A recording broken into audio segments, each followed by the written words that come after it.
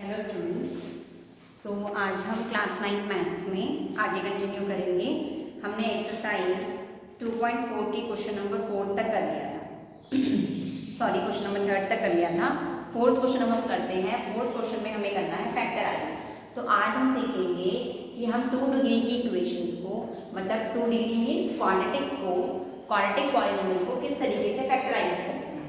तो quadratic polynomial को factorise करने के लिए हम सबसे पहले यहाँ पे लेते हैं एक्सरसाइज 2.4 का फर्स्ट पार्ट 12x² - 7x + 1। ये हमारी क्वाड्रेटिक इक्वेशन है, क्वाड्रेटिक पॉलिनोमियल है। तो क्वाड्रेटिक पॉलिनोमियल को आप किस तरीके से फैक्टराइज करेंगे वो आपको सीखना है।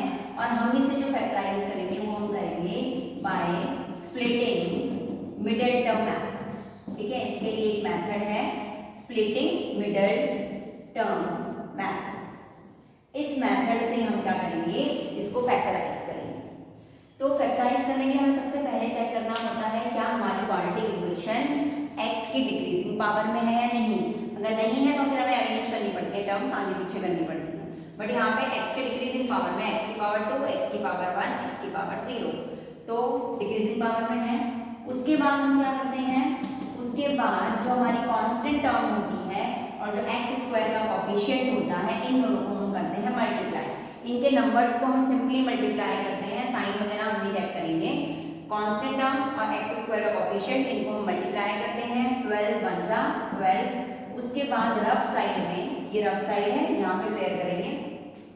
ये जो 12 आता है इसका हम लेते हैं एलसीएम।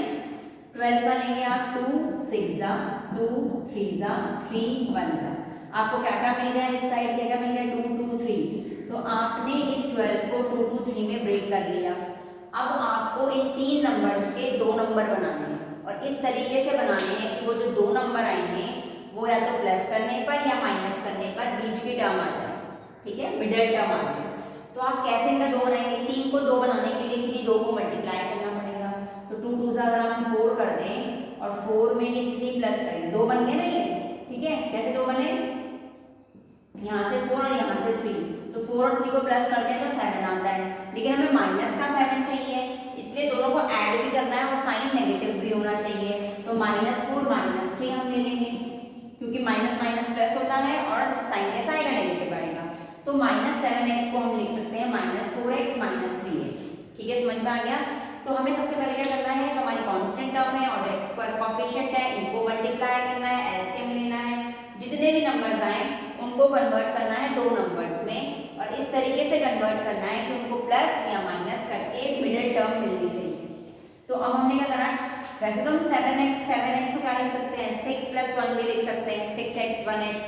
ठीक है, और भी बहुत कुछ लिख सकते हैं, 2x 5x भी लिख सकते हैं, तभी तो 7x आएगा।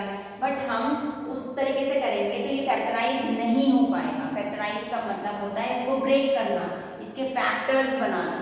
ये 2 डिग्री में इसको ब्रेक करो जिससे ये कम डिग्री में आ जाए। 2 से कम क्या डिग्री होती है, 1 डिग्री में आ जाए। तो इसे फैक्टर्स करना है, ब्रेक करना है।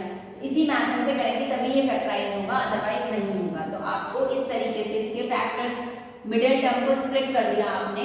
-7x को हम लिख सकते हैं -4x -3x। तो 12x² -7x को हमने लिखा -4x और -3x और प्लस का 1। सिर्फ मिडिल टर्म को ही स्प्लिट करना है, first term as it is, last term as it is, middle term को स्प्लिट कर दिया -4x -3x। उसके बाद 2 के पेयर बनाएंगे, 4 हुई नहीं टर्म तो 2 के पेयर ले लीजिए। इन दोनों में से आप जो कॉमन ले सकते हैं आप लीजिए। एक तो हम x ले सकते हैं कॉमन, और दोनों ही 4 की टेबल में आते हैं इसलिए 4 भी कॉमन ले सकते हैं। 4 की टेबल में 12 कितने टाइम्स आता है, 3 टाइम्स आता है। x² में से एक x बाहर आ गया तो 1x बचेगा। 4x पूरा का पूरा बाहर आ गया तो माइनस का साइन लगाएंगे। 4x पूरा बाहर आ गया, कुछ नहीं बचेगा तो मतलब 1 बचेगा।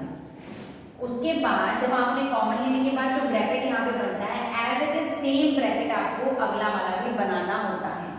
तो सेम बनाना है बिल्कुल। 3x यहाँ प्लस का है तो 3x को प्लस का बनाने के लिए हम क्या करेंगे, माइनस कॉमन लेंगे। माइनस कॉमन लेंगे तो ये प्लस का बन जाएगा और प्लस वाला बन जाएगा माइनस का। जब भी हम नेगेटिव कॉमन लेते हैं तो नेगेटिव वाली चीज पॉजिटिव हो जाती है और पॉजिटिव वाली चीज नेगेटिव हो जाती है। तो माइनस कॉमन ले लेंगे तो ये पॉजिटिव और ये नेगेटिव, तो बन गया ना सेम ब्रैकेट। तो आपको ऐसे ही बनाना है। तो अब आप इसके बाद क्या करेंगे, इस इस टर्म में 3x माइनस 1 है, इस टर्म में भी 3x माइनस 1 है, दोनों में से हम 3x माइनस 1 कॉमन ले सकते हैं, तो इधर बचेगा 4x और इधर से ये बाहर आ जाएगा, तो क्या बचेगा माइनस, ये बाहर आ जाएगा, पूरा का पूरा कुछ नहीं बचेगा, मतलब 1 बचेगा। तो अब आपने 2 डिग्री की टर्म को 1 डिग्री में स्प्लिट कर दिया है, मतलब ब्रेक कर दिया है, फैक्टर्स बना दिए हैं, तो इस तरीके से हम इसको फैक्टराइज कर सकते हैं, ठीक है। तो क्वाड्रेटिक इक्वेशन को सॉल्व करने का, फैक्टराइज करने का ये एक तरीका है by splitting middle term method. अब हम सेकंड पार्ट करेंगे, 2-3 क्वेश्चंस आप प्रैक्टिस कर लेंगे तो आप फटाफट कर पाएंगे, ठीक है। फर्स्ट क्वेश्चन में आपको लगेगा कि थोड़ा सा अटपटा या फिर 50% 60% समझ में आएगा, 2-3 क्वेश्चन बाद आप इसमें परफेक्ट हो जाएंगे। उसके बाद हम सेकंड पार्ट करते हैं फोर्थ का, 2x² + 7x + 3। फिर वही सेम तरीका स्प्लिटिंग मिडिल टर्म मेथड से आपको करना है, आपको कांस्टेंट टर्म और x² के कोएफिशिएंट को मल्टीप्लाई करना है, 2 3 जा 6, आप 6 का एलसीएम लेंगे, ठीक है, 6 का एलसीएम लेंगे, इस तरीके से लेंगे कि क्या आ जाए 7 आ जाए। पहले एलसीएम ले लीजिए, 2 3 जा 6, 3 1 जा 3। तो ये जो 6 है दो नंबर में ब्रेक हो गया, 2 और 3 हमें 2 में ही करना होता है, अगर 3 आ गया उसको भी 2 कन्वर्ट करना होता है, 4 आ गया तो भी 2 में कन्वर्ट करना होता है, बट यहाँ पे तो ऑलरेडी 2 आए हैं। लेकिन 3 और 2 को अगर हम प्लस करें या फिर माइनस करें, 7 तो नहीं आने वाला। तो जब ऐसी चीज हो जाए कि जब प्लस करने पर और माइनस करने पर बीच की टर्म नहीं आ रही है, तो आप एक और चीज ले सकते हैं, लास्ट में क्या बचा है 1, तो हम क्या ले सकते हैं, उस 1 को भी यूज कर सकते हैं, अदरवाइज नहीं करना।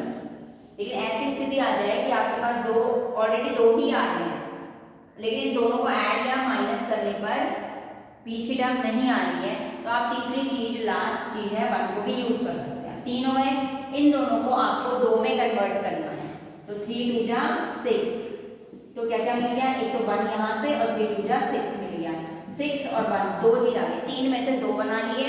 अब इन दोनों को ऐड करके या माइनस करके 7 मिलना चाहिए प्लस का, तो प्लस का 6 और प्लस का 1 दोनों ही प्लस के होंगे, तो 7x को हम क्या लिख सकते हैं 6x 1x, ठीक है। तो 2x² first term as it is, middle term को स्प्लिट करेंगे, 6x + 1x लिखेंगे और प्लस का 3। उसके बाद इन दोनों में से कुछ भी कॉमन लेंगे, क्या कॉमन लेंगे, 2 की टेबल में दोनों आते हैं, 2 कॉमन, दोनों के पास एक x है, तो 2x कॉमन, 2 बाहर आ जाएगा, 2x में से एक x बाहर आ गया तो x बचेगा। 2 की टेबल में 6 कितने टाइम्स आता है, 3 टाइम्स, x तो बाहर आ चुका है। अब जैसा x + 3 यहाँ पे बना है, ऐसे ही यहाँ पे भी अगला भी बनाना है, तो 1 कॉमन है, 1 बाहर ले लीजिए, 1 बाहर ले लेंगे तो यहाँ x बचेगा, और 1 की टेबल में 3 कितने टाइम्स आता है, 3 ही टाइम्स आता है, तो x + 3 यहाँ था, यहाँ पे भी बन गया। उसके बाद x + 3 दोनों में से कॉमन ले लीजिए, क्योंकि दोनों के पास, इस टर्म के पास भी इस टर्म के पास भी x + 3 है, तो इधर बचेगा 2x और इधर बचेगा प्लस का 1, तो ये फैक्टराइज हो गया। सिंपल क्वेश्चंस है बिल्कुल, बस आपको प्रैक्टिस की जरूरत है क्वेश्चंस को सॉल्व करने के लिए। अब उसके बाद थर्ड पार्ट हम करते हैं। थर्ड पार्ट देखिए, थर्ड पार्ट है 6x² + का 5x - का 6।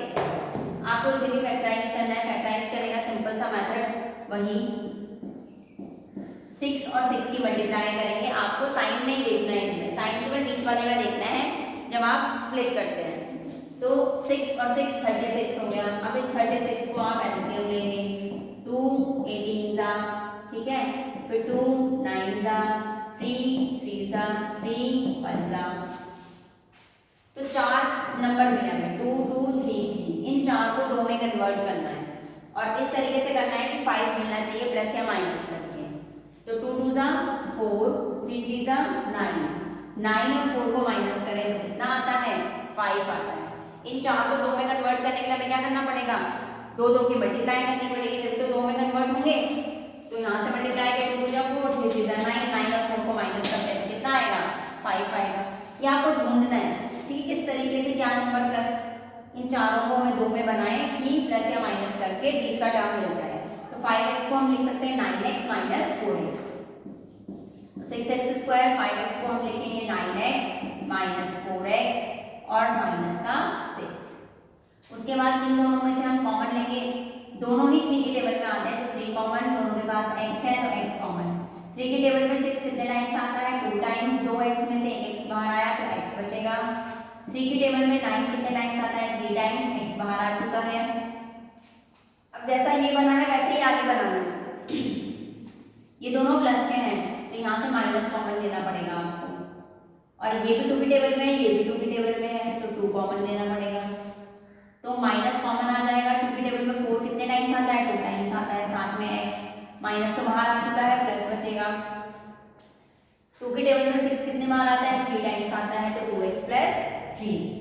अब दोनों में से 2x प्लस 3 आप क्या कर लेंगे, कॉमन ले लेंगे। इधर बचेगा 3x और इधर बचेगा माइनस का 2। तो ये भी फैक्टराइज हो गया। तो सिंपल तरीके हैं जिससे आपको उनको फैक्टराइज करना है, बहुत ही ईजी क्वेश्चंस हैं। तो आपने फैक्टराइज कर लिया, इसका जो लास्ट पार्ट है उसे भी हम फैक्टराइज करके दिखा देते हैं, तो 4th क्वेश्चन आपका कंप्लीट हो जाएगा।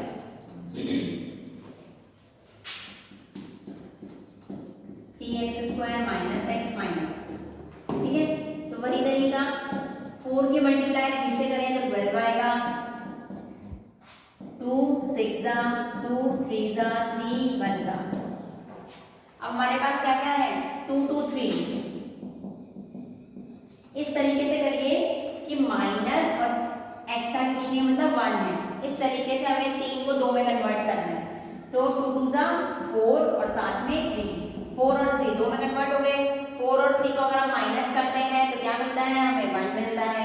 लेकिन हमें माइनस का 1 चाहिए, तो माइनस भी करना है दोनों को, लेकिन साइन कैसा, नेगेटिव होना चाहिए। जब हम दो चीज़ों को सब्ट्रैक्ट करते हैं तो साइन हमेशा बड़े नंबर का आता है, इसलिए बड़े नंबर में नेगेटिव साइन दे दो और छोटे नंबर पे पॉजिटिव साइन दे दो, तो ये सब्ट्रैक्ट हो जाएंगे और साइन आएगा किसका, 4 का, मतलब -1 आ जाएगा इन दोनों को करके। तो 3x² - 1x को आप क्या लिखेंगे, -4x प्लस का 3x और साथ में माइनस का 4। अब दो पे पेयर बनाइए, तो इनमें से कॉमन क्या आएगा, सिर्फ x ही कॉमन आएगा, तो इधर क्या बचेगा, 3x बचेगा। इधर क्या बचेगा, +4 बचेगा, सॉरी प्लस नहीं माइनस, x इसमें से भी और इसमें से भी कॉमन ले लिया। अब जैसा ये है आगे भी वैसा बनाना है, तो आगे तो ऑलरेडी वैसा है तो कुछ भी कॉमन लेने की जरूरत नहीं है।